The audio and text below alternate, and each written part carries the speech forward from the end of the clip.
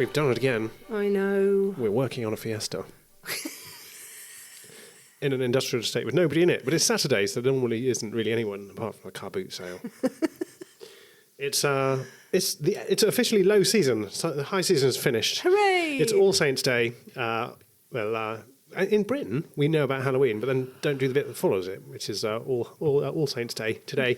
It's where people head off to tend the graves of their relatives and generally chill out and think about the ancestors. Remember the people. They do, yeah, and it's also usually a day off. If it fell on a weekday, it'd be a day off, but it's Saturday. So Mercadon's got half-day closing. Okay. They don't thing. even open on Sundays, do they, Mercadona, normally? So I like Mercadon's style. It's still Spanish. Very, exactly, and also very popular. It is. Anyway, and... Nice ice cream selection. We've already gone off on a tangent. Yeah. We must wrap this up so we can get to the supermarket before it shuts. Yes, exactly. This is the Mallorca podcast. Hello, I'm Vicky. How you doing? It's also the end of the summer season. This place will go, lots of places in Mallorca will go eerily quiet and stay that way until about Easter. It's traditionally... Mostly places where nobody lives, though. Come on, get real. Yeah, no, Be honest. It's absolutely true. In Palma Nova last night, I should have mentioned this before we went out for dinner, there was a Thai restaurant saying, closing... Come and have eat as much as you want and pay what you think. No way. Yeah, I think which restaurant was that? I think it was Taipan. Why weren't we there? I don't know. I think it was that kind of. We're shutting tomorrow. We're going on holiday. And we're clearing out the freezer. We paid good money for our dinner. We could have gone there. Nice, wasn't it? Anyway, yes. So a lot of traditional holiday businesses and hotels and tour companies and cruise boats and all of those sorts of things that operate when half the world wants to spend their holidays in Mallorca are shut as of today. And even the restaurants that are going to stay open... As of tomorrow, get real. I mean, it's Saturday and it's the weekend. They're going to close Sunday. They're not going to close on a Saturday. No, there's not many holiday makers here anymore. But for the weekend there are. And also... Sorry to disagree. Even restaurants that are going to stay open in the winter quite often shut for November because they've worked their bums off, frankly, since Easter. And they kind of shut down, give everyone a couple of weeks off and then come back and reopen for Christmas. They also tend to do, having been in the restaurant business for a while, they also tend to do a deep clean. Yes. Which is important. And renovations. It's not just everyone shuts the door and goes away. No, I mean, there are They just stop serving food. There are a lot of migrant workers here, people who actually come from South America and from mainland Spain and actually live here for the summer, but are distant from their families, and a lot of them disappear back to the bosoms of their families with hopefully a back pocket full of cash to see them through the winter. So, I don't know if that's really the case anymore because it's much harder for them to find somewhere to live. It is, yes. I mean, we're going into all kinds of different subjects here, but yes, it's true enough that that people who would normally could work in the hotels and find an apartment to rent through the summer while they worked here, the prices are going up here and they're not coming anymore. But I think a lot of the hotels are doing what they used to do a long time ago, which was actually keep some rooms in reserve to keep their staff in, because otherwise they won't get any staff. Anyway, you've What? Where do you want to begin? Where should we begin? That's All Saints, isn't it? The news. So, well, it's the World Travel Market, actually, which is nothing to not in Mallorca. It's in the Excel Centre in London Docklands, yes. And it starts on the next 4th, week, doesn't it? It's a massive thing for Mallorca. I've never been there, but I guess it's Mia's going. Oh yes, of course, yeah. Our food insider, and she lives in London. And I wrote 3 articles for the Bulletin this week that are all going into the World Travel Market supplement that they take to the fair with them. Yeah, it's the staff from the Bulletin go. Quite an awful lot of people from the government go. There's quite a lot of London jollying going on, isn't there? It's but it's a really important one. The British. I think this is one of the biggest fairs in the world for travel markets. So if you're somebody like Spain, and particularly at the Balearics, and going to network with your people, talk to your travel agents, and meet the public. Although it's more of a trade show, isn't it? It's a trade show. The mayor of Calvia's going, and he's asked Catherine Sasson from Pirates to go with him. Oh, brilliant! Okay. Yeah, because they're launching some new products next year, and she's telling me that she's been invited to go with. Is it open to the public? I don't think so. No, you have to be in the biz. It's a bit like a conference. Yeah, like the ABTA thing. Yeah, I believe so. I'm not sure. But the Bulletin will be going with their special pull-out souvenir thing, which you can actually find. I think if you want to, you can download it from their website and have a look. What else have we got going on? The EES scheme. Oh, yeah.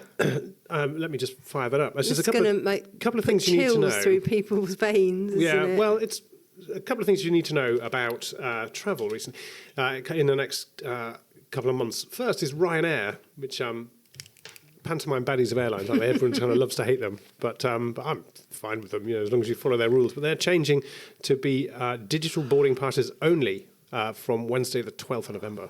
I've been digital boarding pass only for quite a long time. I anyway. have as well. Some people have fastidious printers of boarding cards. They are. It's going to put those internet cafes out of business. Yeah, well, so you can't show up with a printed bit of paper anymore. You have to have it on your phone, and I think you have to have it on Ryanair's app, which is probably where they can also sell you lots of other things like.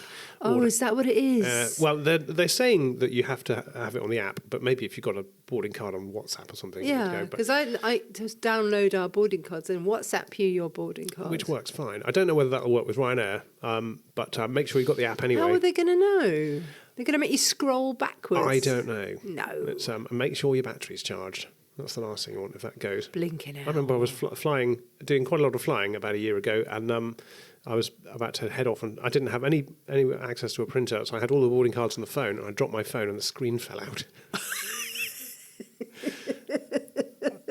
So, yeah. Did you have a moment? I had a very big moment. I had to. I stuck it together with gaffer tape, and it held remarkably for the. Because that was the only way I was obviously these days getting hold of anybody, finding out the train times, the airports, goodness. the boarding cards and stuff. So yeah, it's. But yeah, so that's as of the 12th. I don't know whether that's the only airline that is so far mandating that, but they tend to be the leaders in these things, don't they? So fairly soon you'll have an app for every damn airline that you'll ever fly with.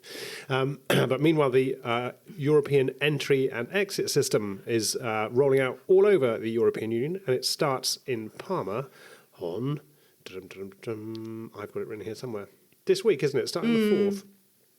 4th to the 19th, they're rolling it out. If you've flown anywhere, or even been train stations like the Eurostar in London, you'll see that there's little kind of booths with touchscreens on them sitting there in bubble wrap waiting for the moment when they kind of roll them out, because they're rolling them out across the European Union. It's basically a system that when you're entering or exiting the European Union, and if you're not an EU citizen or a resident of an EU country, we'll come back to that in a minute, it's going to want some biometric details off you. So you kind of follow the instructions.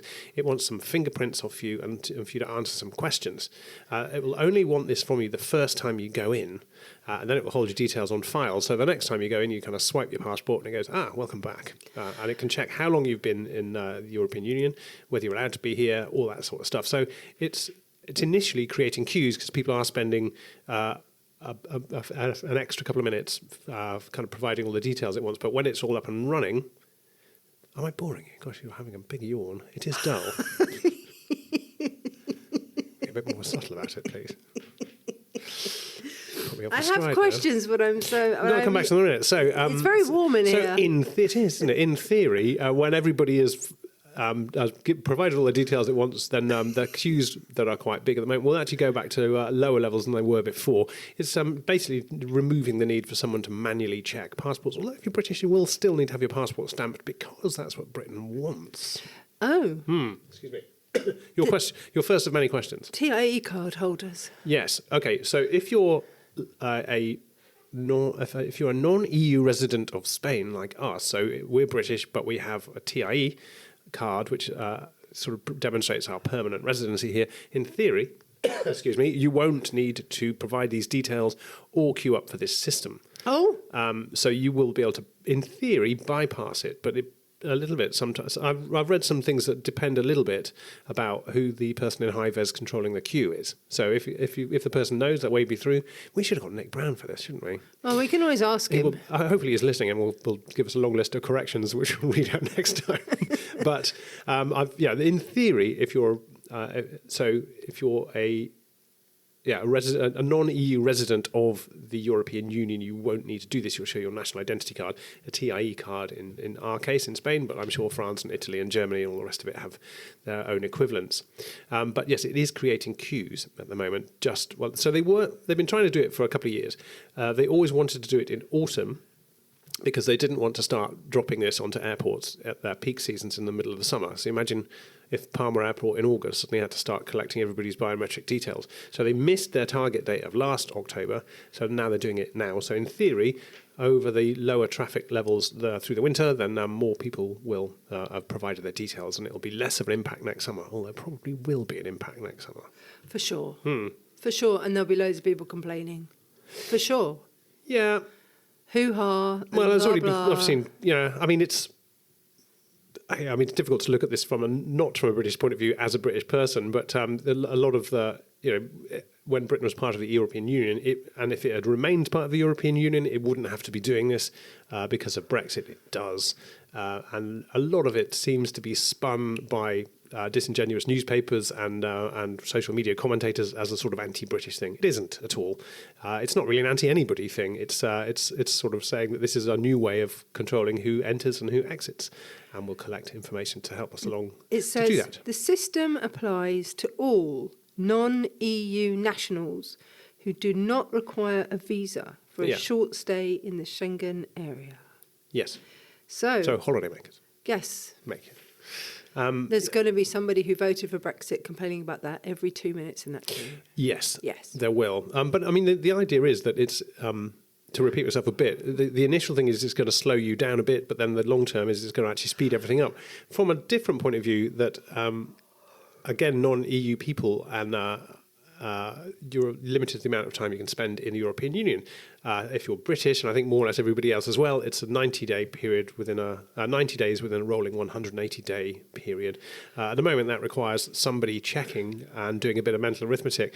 This system will check that automatically and wrap you on the knuckles and throw you out of the Schengen area if you've been overstaying. You're welcome. It also says the Foreign Office is advising everyone gets to the airport 3 hours prior to departure, which is a little bit of a chunk more than... Make more sandwiches than you normally make. Yes, so be ready to invest extra money in Costa Coffee. Yeah, so charge your battery up for Ryanair, arrive 3 hours early because of the EES system, and make some extra sarnies. And have a lovely time when you get there. It'll be fine. Yeah, great. So what else have we got going on?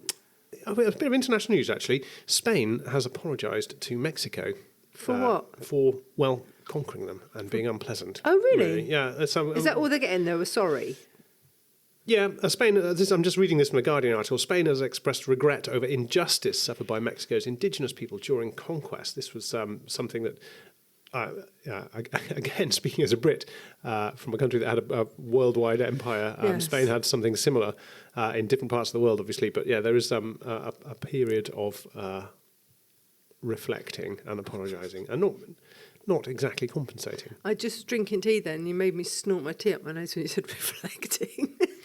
That's generally what they call it, isn't it? Although actually Spain has done something that sort of Britain hasn't done, has been reluctant to do. That most of the citizens of the former Spanish Empire now actually have effectively visa access to Spain. Yeah, so which is actually pretty good. It is, yeah. Spain has a lot of migration from South America, and it's actually doing quite well for the country. Lots of people coming over here and working hard. In fact, some of them have been fixing our house this week. Yes. They've been doing a great job. They're doing an excellent job. Well done, fellas. Yeah.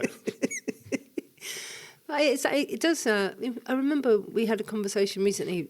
I don't think we recorded it, but it was about how we were talking about how Spanish people have a problem with people moving here or having immigration here, but at the same time, it was okay for them to conquer half of South America.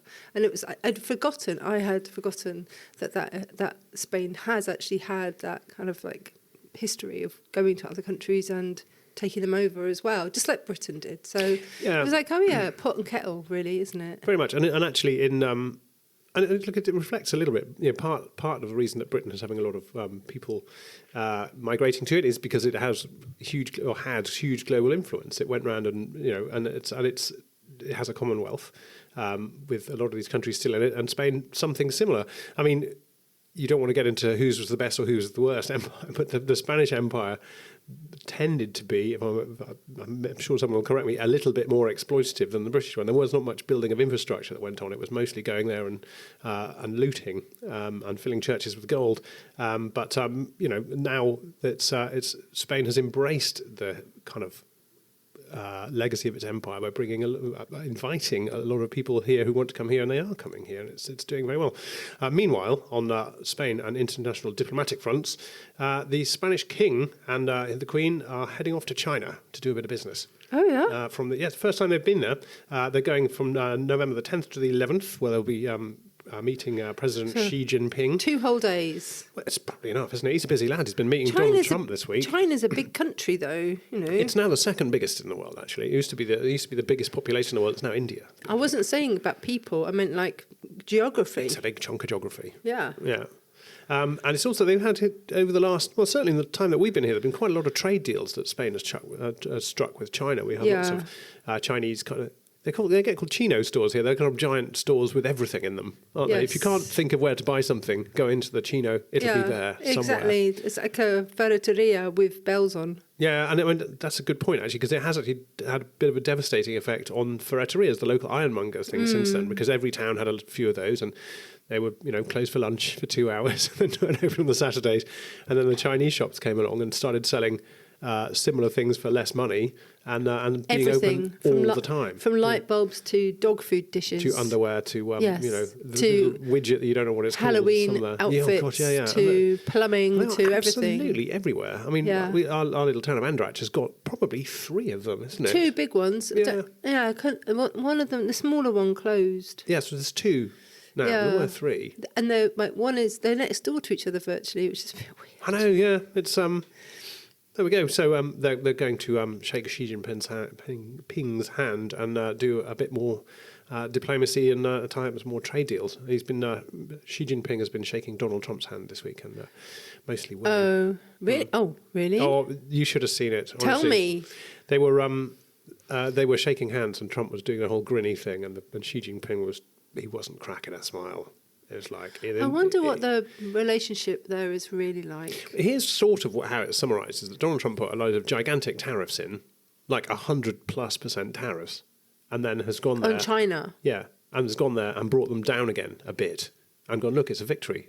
It's like, well, you put them up and then you brought them down again, and claiming that you brought the tariffs down. So he put a ban on their. Well, they have these things called rare earth minerals, which the Chinese are very good at extracting and processing, and you need them in all kinds of electronics. Like phones. Yeah, exactly. And Teslas and stuff like that. Oh, and okay. And as soon as he said, right, 120% tariff on trade from China went, all right, we'll put that on the rare earths. And then Trump realised he can't live without the rare earths. Lots of businessmen are going, yeah. So he went there and claimed victory, but actually it was really just him backtracking on his previous threats mostly, which is not what you generally call a victory. He also got them to buy some soybeans, which is quite important. They need them though. Chinese people do eat a lot of soybeans. No, they they grow a lot themselves. Actually, we are digressing slightly from the Mallorca subject, but well, you started it, boys. America grows a lot of soybeans and used to flog them all to China, like billions and billions of tons of soybeans, and then Trump started his trade war with China, and China went, all right, we'll go and buy them from Brazil. Oh. And they were. And all the farmers in the Midwest are like, we are literally, our business has disappeared. It's gone from tons to 0 because of these tariffs. So he's gone there and, again, bravely backed down so they can flog some soybeans. Yes. Anyway, back to Mallorca. What's going on this week? What have we got going on? This week, well, we have Halloween, and we've had All Saints' Day today, and lots of things are closed down. And we have got fiestas coming as well. Have we? Yeah, it continues. The Harvest Festival continue, don't they? We've had wine fairs, olive fairs, sweet fairs. I think we've got to go olive oil fair. And but we went there last year. Kaimari. Yeah. Was good, wasn't it? And there's a few more coming. Actually, yeah, I forgot about those. Let's go and do those. Anyway, look. And Christmas. Literally, it's around the corner. It is. Blink and it's here. And a bit of Thanksgiving too. There's quite a few Americans on the island that do have little Thanksgiving fiestas. Yes. Anyway, look, we have an interview for you. I know absolutely nothing about. So Johann, this is Johann Nowak that I met a couple of weeks ago. You were on the radio with him last night, weren't you? I was. Let me tell you. You're moonlighting on another podcast. It's not a podcast. It was live. Oh, right. Yes, right. Yes. So Johann Nowak is a gallerist. from Berlin originally, and he tells his story about coming to Mallorca. I don't know what a gallerist is. Owner of a gallery, darling. Okay, right, thank you. And he knows a lot about modern art, and he's got very clear opinions about what is art and what is not art. Haven't we all? No, Okay. Oliver. And it's interesting to talk to somebody who's got a lot of background in it about what really works and what doesn't, and how you kind of decide on who is a good artist and who is not a good artist. And he has it's quite brutal, the art world, actually, if you start to talk to someone who's actually made his living in it. And he's also regenerating a chunk of Palma. He's a busy lad. He is a very busy boy. He's spotted some potential in an area called La Soledad, which is very near to Paragrau, which is very near to IKEA, which is on the Via Cintura towards the airport.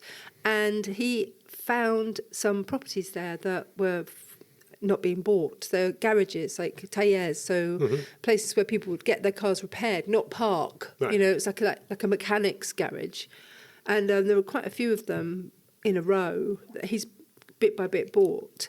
And he also accidentally bought a radio station, which is where I was yesterday. And he also opened 3 bakeries. He's done it all himself. And I mean, he doesn't really speak that much Spanish, so I'm quite fascinated by him. But anyway, so he's very. I mean, he sees an. He accidentally bought a radio station. I mean, we've all accidentally bought stuff on Amazon after after a third glass, haven't we? Well, you might have, Yeah. but he. So he's he's one of these. We've spoken a lot about the regeneration of the area. It has a very quite poor population around there. There's Soledad south and north, isn't there? One's nicer than the other, apparently. I don't really know. I don't know. He just calls it Soledad, so I don't know if he's north or south. But I mean, I've been there a few times now because I went to take pictures. I've been to a couple of the workshop areas that have been used as gallery spaces and performance spaces since he bought them. And his idea is to turn this area into an art district. And he comes from that starts it all. Yeah, he comes from a background of German art where just after the Berlin Wall fell, there was like a real resurgence of creativity in Germany, and there was a lot of people that were living in West Germany who were able to live in East Germany where there was a lot of abandoned buildings. So a lot of artists were living there because it was free or cheap to live there. And he says that's what kind of stimulates creativity, is to be... This is not... We didn't talk about this in the interview. We spoke about this yesterday on the radio. I was going to say, don't give away the interview before we start. I know, but he's like a really interesting man. So I really enjoyed my time with him. And yeah, he has this Art District Palma idea. So next year, there's going to be some stuff happening in Palma that he's hoping that he can push the idea into. And also Palma's coming up for its bidding for the City of Culture 2031. All right, okay. And he thinks it's going to get it. Who knows? Yeah, so I hope you enjoy it. Johann is a legend, I think. He's a very interesting guy, and probably not the last time that you hear from him in some manner or other. Okay, today on the show we have Johann Nowak from Art District Palma.com. He is in the studio for the first time. It's actually the first time we've met each other. Welcome. Yes, thank you very much for inviting me here. And I have heard a great deal about you from my friend of the show, Salwa. Mm-hmm. So she sent you along to find out more about what you're doing today. First, tell me, Johann, how come you're in Mallorca? What has brought you to our island?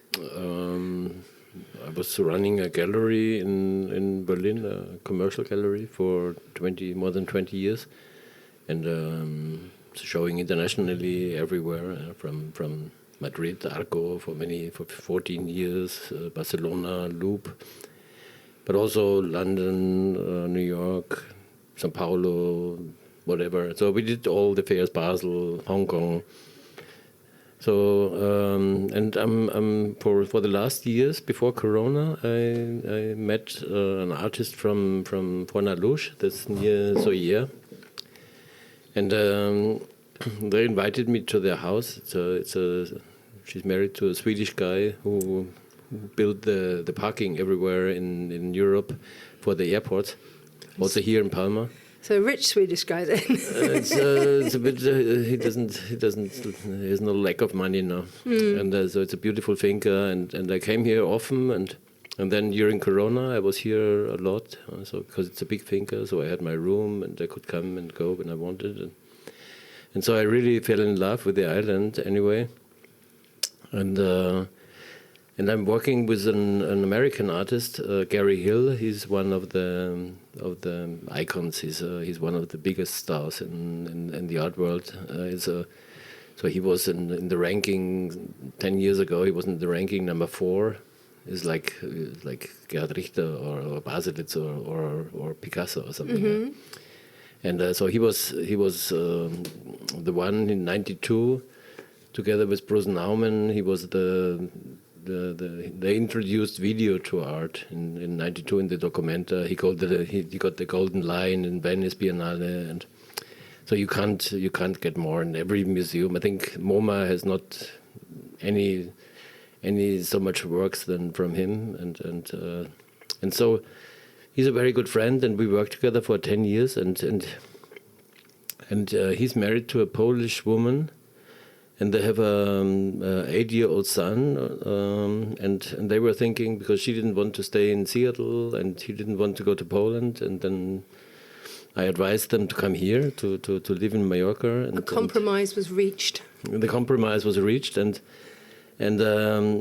so for me also it was more interesting because he was here then, living in Palma Nova, and then they found a studio in La Soledad, and he asked me to see it, and I really fell in love immediately. It's a fantastic space, a big gallery space, a big garage, and in a very in an area which was a kind of no-go area. There's a lot of immigrants, a lot of Gitanos, and so there was a difficult barrio, difficult quarter, and so they wanted to buy it, but more and more his wife stepped back because of the 8-year-old son, and she said like, oh, the more I come, I don't know, it's good for my son, and then so I took over and I bought the first house there, and I really love it. I love the area. And then the neighbor house was empty, and it got empty, so I bought this. And then the other neighbor house was empty, so I bought this. And so I bought like I think now is more than 10 houses or something. Wow. And, so are you a landlord or are you an art gallerist? No, and it's all houses with big garages. So this is why then this idea, and I have this idea for many years. I carry this. I grew up with the gallery in Berlin-Mitte, which was a kind of similar situation because after the wall fall, the east was very run down and nobody wanted to go there from the west, and then we were the first ones going there, and open galleries and stuff like this, and so it was a meeting point of artists internationally. Everybody came from every corner of the planet, and this is I love this so much. And then I was with the director of the Photo Museum in Geneva. I was planning a project in a favela in Belo Horizonte in Brazil. Quite similar, and this time I also realized that we are super welcome also in this favela. I was like super welcome, and the favela bosses, they were totally behind us and said like, please, it's very nice when you do this, and the same thing happened then in La Soledad. It was so I was super welcome, and I could feel that everybody was extremely happy that I came, and I made the district very quick. It opened it up, so we had exhibitions, and people came for exhibitions, and then every year in the spring we have a paella festival, which we close the street, and there's 5 chefs. So local chefs, but also Michelin. So Sascha Lenz, he has a Michelin star, and they do rice dishes on the street, and so it's 1,500 people coming the first time. Wow. Most of them, because nobody went ever to La Soledad. So okay, back up. You need to explain to me where this area is, because I've never even heard of it. It's a so beautiful area you cannot imagine, because nobody knows it. It's in the center. It's near the center. It's in the ring of Palma. So it's exactly north of Portichol. Okay. Yeah. So you have 2 minutes to Portichol over the. So near Trafico, as we would say. Definitely. More or less. Yeah. Yeah. So it's 5 minutes to the airport. It's very quick in the center. It's perfect. But everybody goes Calle Monacor, and they know there is an area which is strange, but nobody goes in there or did go in there. And when we did the first art show, there was like the IB3 came with the TV. And the guy said, like, oh my God, it's the first time in 30 years we do something about art here. Normally we always come for criminality or drug or whatever. and then people realized, and everyone was like, wow, this is really nice. And I mean, it's so beautiful because it's the only area which is blocked on 8.5 meters from the government also, so you cannot build more than 8.5 meters. So everything is like it's low, like a commercial barrio and a commercial garage, and then you have like a flat of 150 square meter, and then you have the terrace on top. So it's very. I think in the end, I think also it's a kind of Arab style of building. So you have these huge terraces, the rooftop terraces, and. And this is how it happened, and then we end up here. So what's the core vision behind the project? Why have you started to do this? Because I understand how you've done it, but why have you done it? Because I went all through. I was an artist myself. I was curating. I did curated shows between Berlin and Hong Kong, and then I was organizing fairs. I organized a photo and video fair in Macau, and then I did like 150 fairs or something worldwide where I participated. Mm-hmm. And so after Corona, I didn't know how to proceed with the gallery because I did 20 years and I was a little tired and of the same idea to go back to the gallery and start again. It was kind of strange and I always loved this idea in Mitte. What happened that you have this concentration of artists, of parties, of and now I think it's super nice because I can see now already that it's coming up again like this. So 3 years ago or 2.5 years ago, people were still like oh my God, it's strange but now everybody's like, oh my God, I feel it's so nice, and also this Michelin star chef who cook in the Paella Fest, he want to live now also. He want to rent a flat there, and he stayed last time. He stayed a week, and it's like, oh, I'm staying now a week there, but it's unbelievable. It feels so well. I feel so much better than anywhere in Palma or in Mallorca. Has the area changed even in the time that you've started to totally, be there? No, it changed. That's what I mean. It changed in this 2.5 years. It changed incredibly. So people are moving out, people moving in, and the prices, like the first house I bought, it was 1 year in Idealistia for nothing. Yeah? So it was super cheap because nobody wanted to go there. And now it's the price is much higher, and it's it comes to Idealista and it's gone already. Yeah. So, yeah. So now there's a pressure on it, and so you can see the change already. And how have the people that are living in the area kind of absorbed you then? Because like there are going to be people that don't move, aren't there? As well? They love the project. Yeah, it's unbelievable. They really. I mean, it's unbelievable when you come with me there. From every house, people say like, "Hey, Johann," because I think I gave them the respect back. Yeah, so to live in this area was like you are brand marked. Yeah, you have a brand on. You're out of the society. Mm-hmm. And I have this wonderful experience. So when I bought the first house, I came from the lawyer in Plaza de España, and I went to the cafe around, I was sitting alone on a 4-seat table, and then 3 Latino girls, super sexy. They asked and said like, "Oh, can we sit with you?" And I was like, "Yeah, sure." And then they came up and said like, "Oh, where are you from?" And I was like, "Oh, from Germany." He's like, "Oh, great. But I live also in Palma." And said, "You live in Palma? So where do you live? Great. And it's like La Soledad." And then she asked 3 times, and like, "La Soledad?" And then she looked at the other girls and was like, "He's living in La Soledad." And then they stood up without saying any word. They didn't say goodbye or nothing, just like let this. Wow. Yeah, and this was like, oh my God. And then in the beginning also the taxi driver didn't drive in.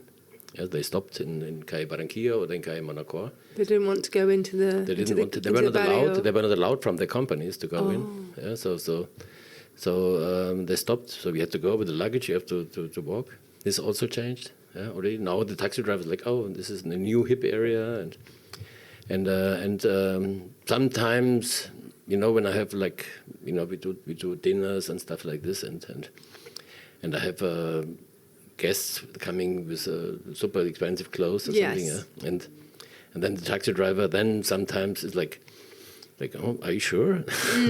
Are you sure you want to go to KZK?" Yeah.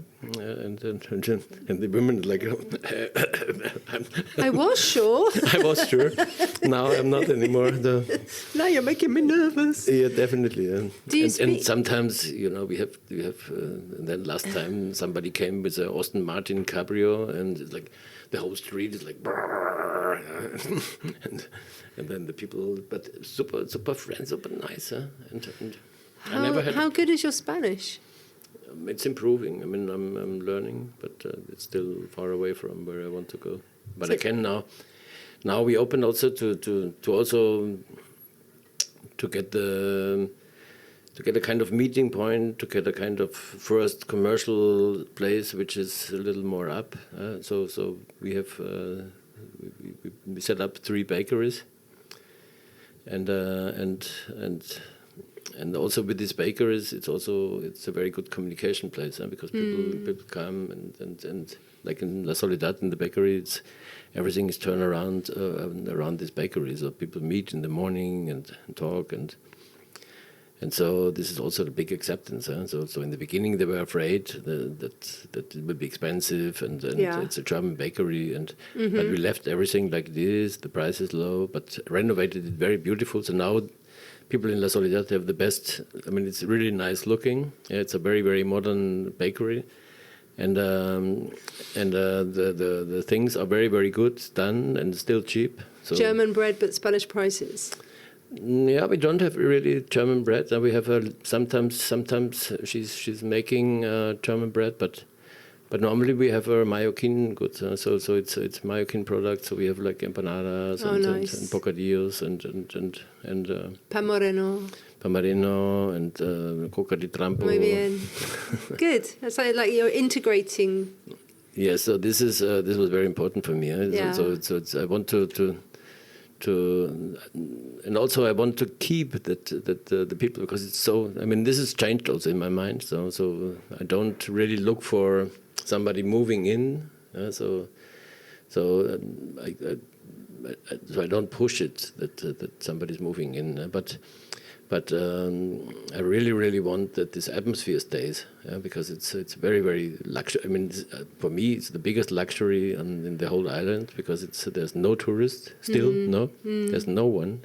So it's really the neighborhood. That's it. And this I really love. Palma already had pretty vibrant creative scene. No, I don't think so. So what do you think you're bringing to it? I think Palma has a vibrant art scene, creative scene. Yeah, you're right, but not in the commercial part. I think it's still very lacking of good galleries of international artists. I think there's a lot of things which can be done, And I mean urban art, not. I mean here in commercial art, it's okay. You can have any kind of painting, and you can have a green sofa, and then you can get a blue painting or something. This is perfect. But for like to really urban art and to show good artists, museum art, it's nothing. It's not really existing, and so we build this up. This is what we start to build up. So that's what the gap that you feel that there is. That's what you're trying to fill. But what I think it's in common with the government also. I think it should be. I think Palma is ready for like a really good art hub. There's now next year will be Art Cologne coming again, which is still not good. This is also not a good fair, but it's at least something. But I mean, it would be normally, I think, even Art Basel or Fries or something could be here. This will come, I'm sure it will come. I mean, it's a perfect place for this. What's the importance of the art fairs to the artists and to the gallerists?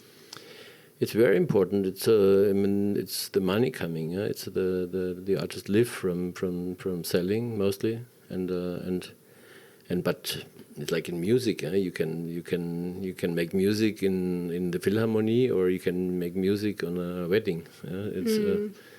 This is the difference. You can play hampa hampa, and then you can live from it as a musician, but it's not the same than to live as a musician and you play in the Philharmonie or you play in concert halls or something.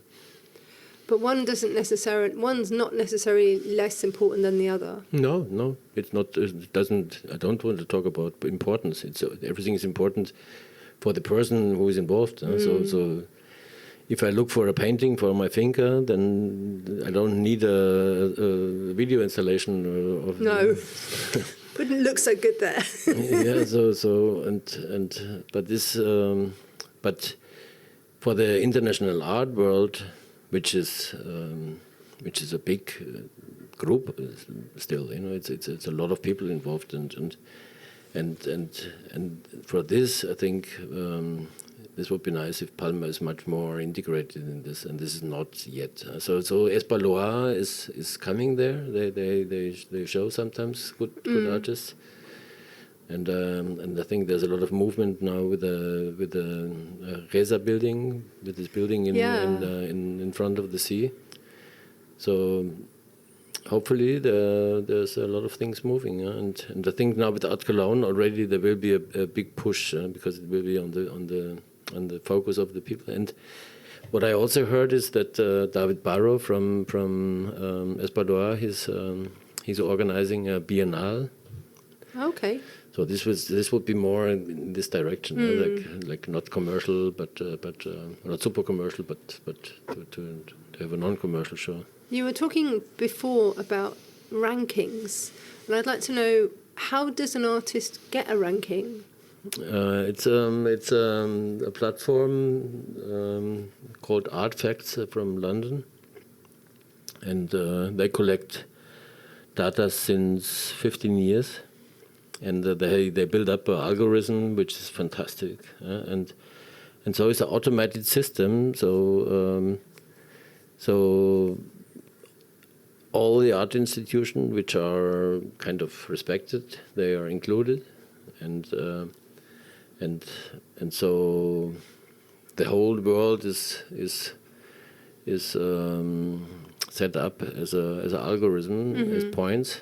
So like New York has more points than Palma now, because it is much more artists, much more showing, and then it's also the institution has more, because MoMA, there's a lot of exhibition, a lot of big artists, and the artists also, they get their points. They get their points, so you have an algorithm. So when you show as an artist in MoMA, your ranking goes much up. So they have 1.5 million artists in the system, and from this 1.5 million artists, you have the ranking. You can be in the first 100,000, or the first 50,000, or the first 10,000, or the first 1,000, or the first four, or the first four, like your friend. And the first four, yes.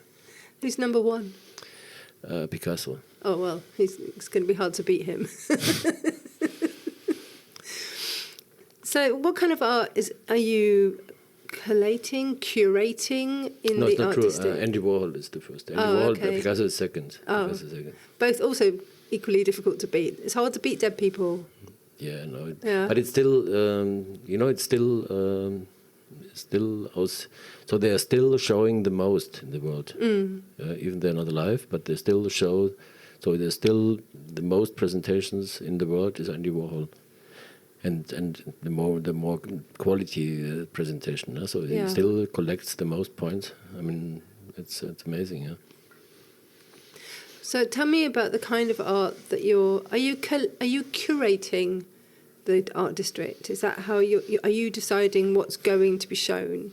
Is that No, how it's going? I don't. I'm not so young anymore, and I did so 100,000 of shows in my life. So I'm not really keen on producing shows. I do now to make the Art District active. I show some things, but most it's artists making residences like Francesca Marti, what I mentioned before, or Gary Hill, but my deepest interest is to invite galleries. So I want to get galleries into the Art District, which is curated. So I curate the galleries, not the artists, not the art. I want to curate the galleries. And then they'll bring the artists. And they bring the art then. Got it. And what kind of art, is there a certain genre that you're interested in bringing in, or is it across a board? It's across the board. But what is respected as good art. It's and when there's some rules or some I don't know. It's I cannot decide what is good art. Like you said before, I cannot decide what is good art. So it's many people decide this. Yeah. So to come to MoMA, to come to Tate or whatever, is not that somebody tells you like, oh great, you have in the corner a nice painting, come to Tate. It's not happening. So it's a big pyramid. There's a big pyramid. So I always explaining this like, I do some art and I like it, and then I have a girlfriend and she also likes it, so we are two, and then there are some friends, so maybe 10 people like it, and then somebody of these friends is writing for an art magazine, and then write about the art magazine, and then maybe 1,000 people like it, and then it got collected to a museum, and then maybe 10,000 people like it, and so so you build up this reputation as an artist, and then you come. After a certain time, you get selected to MoMA or to Venice Biennale or to Documenta. It's such a combination of luck and skill, isn't it? No luck. No luck. There is surely to be discovered. You have to be lucky. No, it's impossible to be lucky. It's really. It's like I said. It's a accumulation of people. Yeah, it's that's why you don't know who is. So we can't even say what kind of reason are depending on this. But nobody's collecting and saying like, oh, this is a good artist or whatever. It's you can sometimes big galleries, they have new artists. Sometimes curators take artists, nothing happens. Like big curators. Sometimes an artist comes from a small gallery and goes through. It's really the when people feel, professional people feel like there's something, you feel something that this is special, that this is something, is irritating you, and it's like for me it was very nice. I was invited to Korea to Guangzhou Biennale, and so I went there. I didn't really want, and I went there, and then I went through, and after so many years of seeing art, and you're I mean. It's hard to say, but you're super bored by art, and so it's. I went through, and it was like, oh, why did I come here? You can see this stuff everywhere, and. But then there was a video, and I really started to laugh, and it made me so happy. It was crazy, and I noticed for myself, like, okay, just because this one video, it was worth to come here. And then I met the artist in the evening, it was a party, and And then I met the artist, and it was super nice. He was from Angola, and so we understood very well, and it was nice. And then I showed him in the gallery. I showed him in Berlin in the gallery, and nearly 1 year later, I noticed he was in Tate. He was in Tate Modern, and now he's a super. Now he's another level. No, he doesn't hit your calls. No, I don't know. I didn't try, but it's another. I tried one time, but then he said like he has no. This is too short notice to do something because he has an exhibition there and there and there and there. So he was like completely inside. So, but this was nobody has any contact or whatever, you know. So it was like coming from Angola, from Africa, and but it was him. It was his work. His work is so unique, so different that it made me happy. It's not only that I was laughing; it made me happy. I was happy and I was happy that I came to see this work, see this artist. So that's what we're searching for: is freshness, originality, new ideas. Not even. It's I'm looking for nothing. In fact, but it's. I mean, what I do here is I want to have a professional. It's not I don't want to look for people anymore. I don't want to. But I mean, we, not you, all of us. All of us. I mean, this is the art world. Of course, we look for good artists who kind of express the time. So it's a time-based research because after a while, after 10 washing machines, as an artist, you end up as a Picasso or you end up as a Andy Warhol, which stays in the history. So there's nobody will tell now Andy Warhol was not a good artist. I mean, it doesn't make sense because it's already written. It's people focused. may not understand why he was a good or why he's considered a good artist. It doesn't matter why somebody doesn't understand. He is there and he will be there. Then he's art history. And so we say like, you know, there's. In this whole art career, so you get successful, and then normally there's you have to go through 3 washing machines. So there's always, you know, you get successful, your prices get up, you get super exhibitions, and something happens, and then you get into the washing machine. There's a crisis like 2001 or 2008 or whatever. Or 2020. Or 2020. I bet art didn't do too badly in 2020 though, huh? Because we were all at home looking at walls, so I thought put something on it. For the commercial part, it was not so bad. But so you have to survive this washing procedure, and then you can get the next level, or you're gone, or your gallery is gone. Yeah, and you have to be tenacious. Yeah, So and when you go through these 3 washing procedures, then you are in art history, and then nobody can. When people can criticize or whatever they can think about, but it doesn't matter anymore.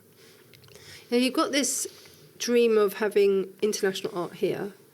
How are you going to, or are you going to try to create a balance between the international artists and the local artists? Is there going to be some space for them as well? Totally, no. It's I think it's in Mallorca. It's super important. This I realized. It's I mean, I'm normally only from the international art. So in Berlin, you don't need to care. You know, you don't need to care about the Berlin artists. I've got to say, I really like Berlin because it's such a cool place. So.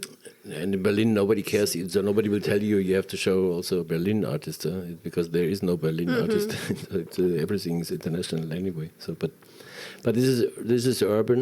So here it's still different. It's an island, and this island was always looking forward, not to be conquered from anybody. Oh yeah.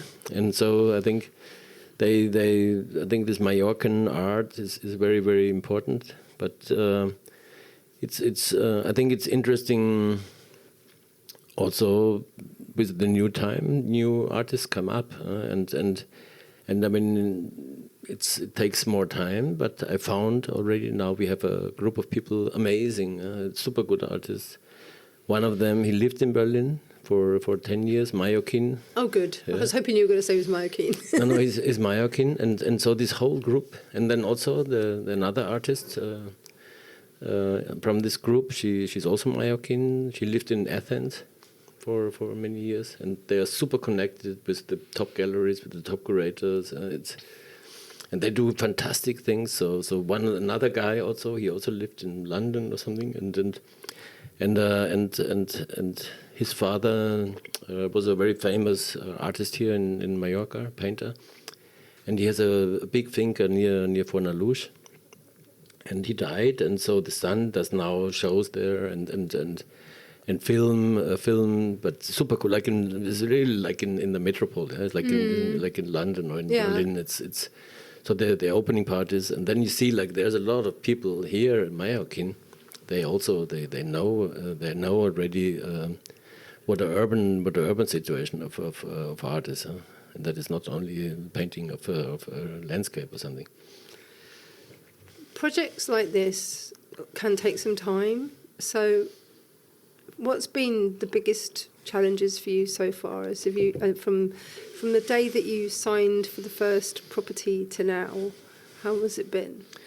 The biggest challenge, and still now going on, is I had I knew somebody from Berlin 30 years ago, and he was working for the German TV, and so he's a little run down. And I met him again in Mallorca, and he was co-producing a radio, and so he brought the radio to Soledad, and he asked me if I want to overtake it, and because the guy who runs it, Argentinian guy, is doing something else for a time, and so we did, and so finally I ended up that this guy is my occupa now. So he took a place in the house and started to sleep there. I didn't realize, and then he finally said like, "Oh, I'm living here," and he had some witnesses. He came with the police, and so I have him. You have a squatter. So now I have a squatter. Yeah. I'm very sorry. And the problem with this is that the laws are totally against you. Yes. No. You have no chance. It's he's 67. He's a resident here in Palma, and he's very connected to many people. He's making photos every event, so he's going to all the events and making photo from people, and so everybody knows him. Also, he just lives in your place rent free. Rent free, and I have to supply him with electricity and everything. Oh my God, that's so annoying. Heating in the winter, cooling in the summer. And he doesn't have to pay you anything? No, he doesn't have to pay anything. That would drive me mad, Johann. I don't think I could bear it. You're being very calm. Yeah, what can I do? I mean, I was not calm, I tell you, but now it's okay. And he's so now, because the bathroom is next to the radio station, and so he's allowed. So we must give him the way through the radio station. So we are producing the radio like here now in the podcast, and he's going through the bathroom. Wow. And the kitchen, and so that's what happens. So I don't want to say out loud what I hope will happen, because as a homeowner myself, if someone invited themselves into my house to live in it, I would be furious. But it's even worse. So I let him, because he had a problem with his girlfriend in Santani, and same thing. So she wanted him out, and so he asked me to bring some furniture, and we have a not made floor on the second floor. So it's really like raw. Yeah, you cannot live there. It's dangerous, huh?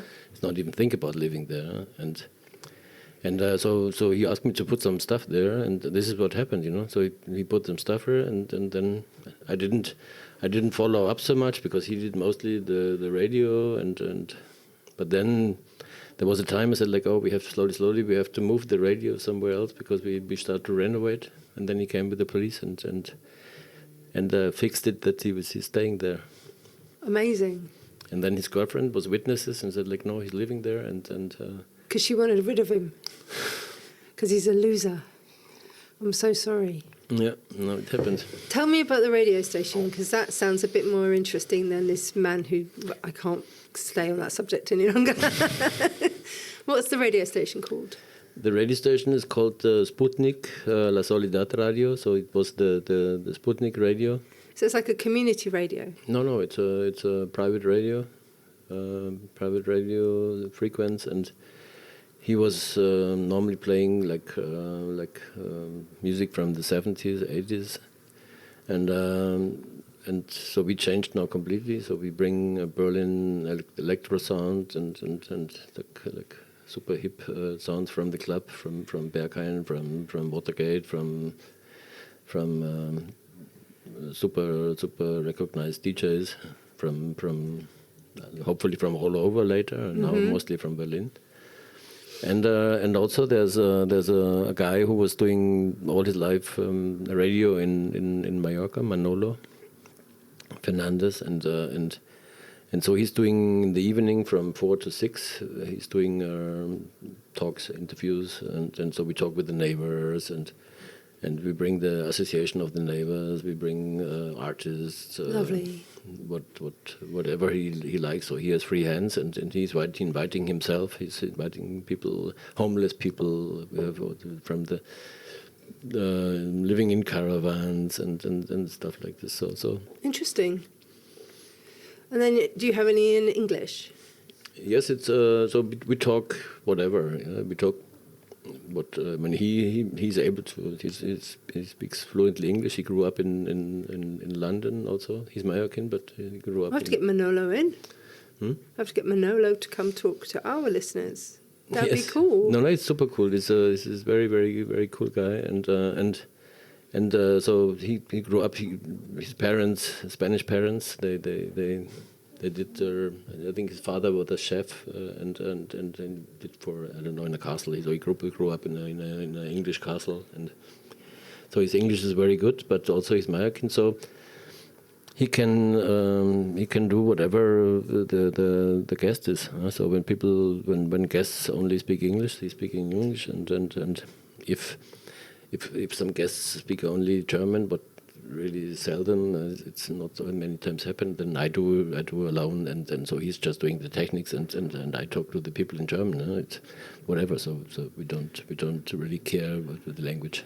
And can you listen online as well? It's online, yes, it's online, it's streamed. What's the website name? La Soledad Radio. La Soledad de Radio. I'll have to check it out. And we'll put a link as well in the podcast, yeah, so please, anybody please. can listen to it. No, please. Yeah, maybe you'll have Mallorca on there. It's 105.4 is on air. 105.4 and La Soledad Radio is the streaming. So let's talk about how you're going to measure success for your project. How are you going to know when you've done it, when you've made it? I mean, I'm too old to realize that this will be done. I don't think that's true. I think it will be always a process. It's not. I mean, like when you follow up in Mitte in Berlin, it's now more than 30 years now, but it's still ongoing. It's changing, and so my success is when we get a good art scene to Mallorca. And a concentrated art scene, and I can enjoy it, and I can be here and enjoy this great shows. Mm-hmm. And it's unbelievable nice spaces. This of course we are not used from Berlin, because in the center or something you don't find these huge spaces so easy. And you're also, apart from the art and the paella that you're doing every year, you're also doing lots of other smaller community events. Like today you're doing Burger Fest. What is it you've called it? It's just a burger because it just came up. We have like I said before, there's 3 bakeries which are there for building up the community mostly, and the neighbors, and so we have a Scottish artist friend, and oh yeah, who? Rory, whatever his last name, I don't know. You don't know either. Say hi from me. My family's from Scotland. Oh, really? It's from Edinburgh, and so he is doing podcasts on YouTube as professional. So he was like in a long time in Asia and get posts out with 20 million, 15 million followers and Fantastic. viewers. And so he always talked about this burger he wanted to do one day, and because it's a New York guy who is like doing the super original burger, and so he always wanted to do this, and then I told him like, okay, then let's do it, and so he started to buy the machine. So it's like super important that the onion is and I like this fetish on it, because he's really like he's completely into this burger. So the onion has to be super thin, that it granulates, and the bread is directly from New York. It's from the best. So it's chosen at the best burger bread in the world. So we order directly from New York. Wow.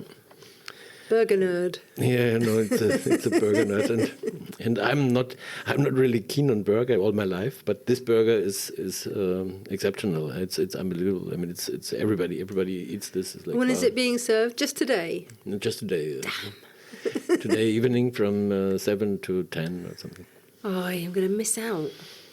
And there's also a community, so the people, there's a meeting, also friends and people, and so. And what events have you got coming up that are going to be interesting for people to attend? It's on the 5th of December. We do a dinner in one of the garages. The garages are super beautiful and big. It's like 600 square meter, and we do a dinner with some performances with Sasha Lenz, this chef who has this Michelin star. Mm-hmm. And for like 40 peoples, and then we mostly prepare for spring, for Art Cologne, because it's so the fair will be just in front of us in the Congress Center, so it's very near. So I think it's good to collaborate with the fair, and I think there will be a lot of side shows, and so it's a good opportunity for us to get good. Very good much. And I mean, Palma's trying to was making a bid for capital City of Culture, and I think it's 2032. 31. And what do you think? What's its chances? No, it's amazing. It's very important. I think there's a lot of money coming from Europe, and I think the mayor, Jaime Martinez, I think he's an architect, and so he knows about art. He's very keen on really getting good art into Mallorca. I think he's the one who is pushing it the most, and he was the one who is pushing very much this project with the building in the Heza building. The Heza building, because nobody really knew what to do with it, did they? It was like it's been there for a long time, and nobody wants to knock it down. Probably can't. Like exactly. What is this for? It's just this building that's. I mean, it's still super controversial. It's still super controversial. I mean, even because I think he had a clear idea of making a museum, international museum. It could be like a Tate or something. I mean, it's amazing. You come into Palma, you come to the harbor, and then you have this amazing building just in front. But there's a lot of people. They don't like this idea. There's a lot of people with fingers and a lot of pies. Let's put it that way. A lot of money going in different directions as well, I think. Yeah, but it's a lot of private money. There's a lot of private people behind also. There's some big collectors behind. They support the idea, and they got a lot of money from Europe. So they bought it already now for 25 million. So the Adunamento bought it. So it belongs already to the city now. But now there's a big so now they make compromises already. So I think there's some agency from the Adunamento will come there, library, and so still cultural, but education, but not only for art. Scenery. And there's a lot of people, they think Espaloir is more than enough for showing international art. Well, I come from London, and going to the Tate used to be a regular Sunday activity for me. So I'm only hoping that we get something like that, because it would be really wonderful. No, And it's especially also to have like the big room in the Tate, the room that has all the installations in it, to be able to go in there, the Turbine Hall, to go in and see a new thing, every few weeks, months, you it's just absolutely fabulous. You get things done which you never forget. I mean. Anish Kapoor.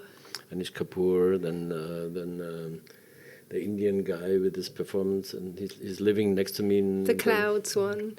No, with the immigrants, they came. Yes. I don't remember now the name. He's also Indian original, but he's living in Berlin next to my gallery. Okay. Because I think that's the thing people get confused about with art, is that it's actually commenting on our lives. It's not just about being able to paint somebody's face nicely. It's like there's lots of cultural and political things to be said.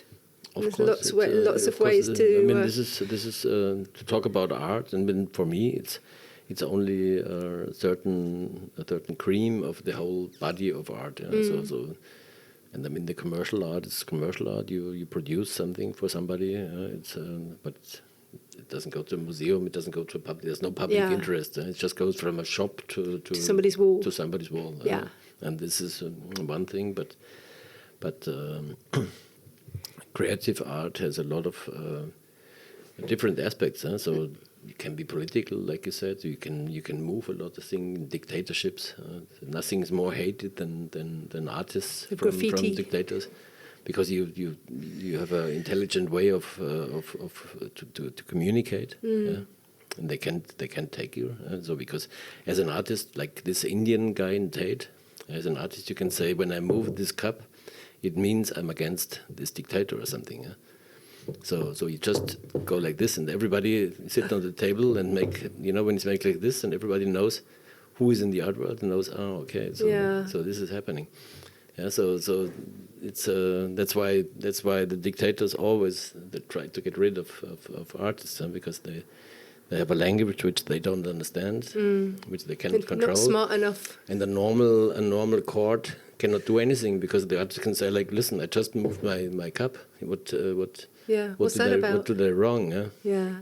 So you have to prove, and when you have a little legality still in a dictatorship, they cannot do a lot.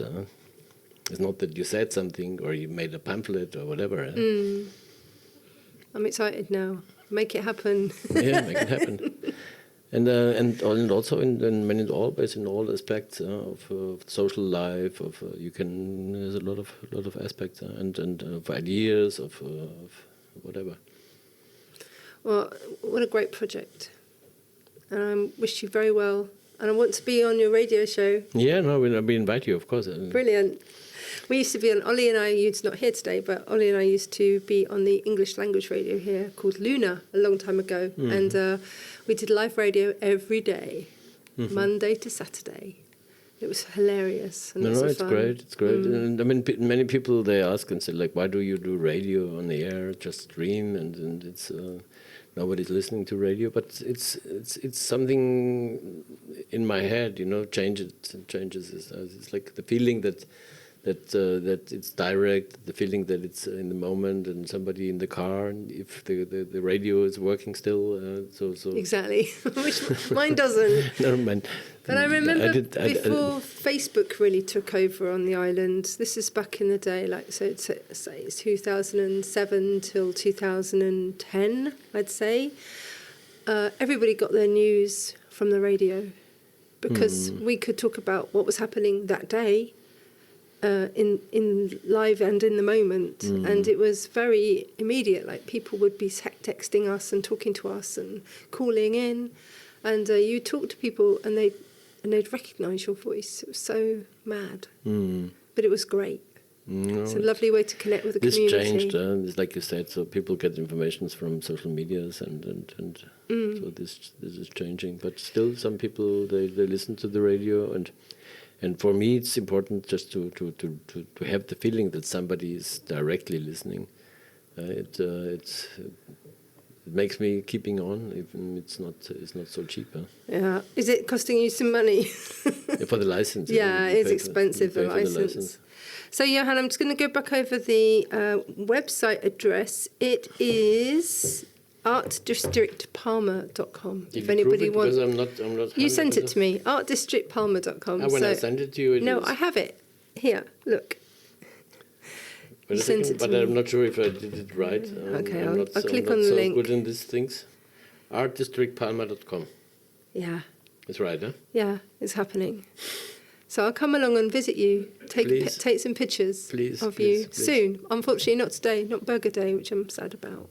But thanks very much for We coming in. We keep one burger for you now. But Stick it in the fridge. No, it has to be fresh. So it's very important. The fresh meat is fresh. Everything. Only the bread comes frozen from New York. That's it. Oh God, that's so fancy. Thank you so much. Thank you so much. So yesterday I had one of those burgers that he was talking about, and they're really good. Actually, it was Tell me about them. Well, because he was talking about a burger event in the interview that I couldn't go to. So, and then he invited me to go to another one, which was yesterday evening. And I went along. I did a chat on the radio with him. It was his first time running the desk on his own, so there was a few mistakes. But There's a lot of buttons. A lot of buttons, and also like he was pretty cool actually. He was like he did well. We've got a lot of buttons on our podcasting, but you realise actually that you only need 3 of them. Yes. And you don't know what the other ones do. No, we don't need to know. And he then invited me to go to one of his bakeries where they were having a pop-up burger night for Halloween. And I met a chap there called Rory, who is a very energetic YouTuber who's also into street food and has been creating these burgers. And they were really nice. Fab. I missed a trick there, didn't I? You did. But I mean, like, you know what? Like, it's always, Mallorca continues to surprise me because when you think you know everybody and you've met everybody, that pops some more people you had no idea were here. And that's what I like about that. I like meeting new people. And please get in touch if you'd like to. Oh, if you'd like to yeah. us to talk to you too. You need to be quite interesting.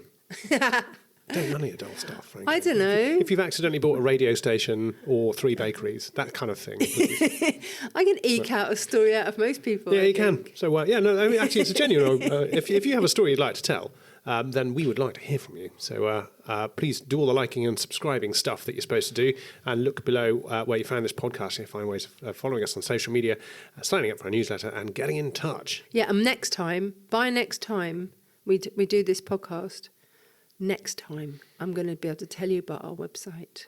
Ooh, this is very big news. It's big news. It's huge news. I've been working really hard on it, and it's almost ready.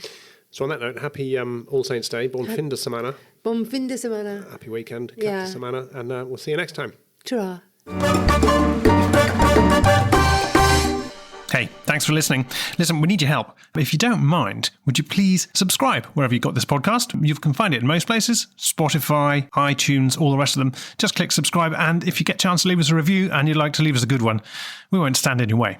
And something for you. If you'd like to get our monthly newsletter, then visit our website. That's Mallorca-Mallorca.es. That's Mallorca with a J, -Mallorca-ES. And follow the link there. And if you'd like to ask us a question, send us a DM to our Facebook or Instagram channels. And wherever you get your podcasts, if you see the show notes, you'll see the links for everything you need. Thanks for listening. See you next time.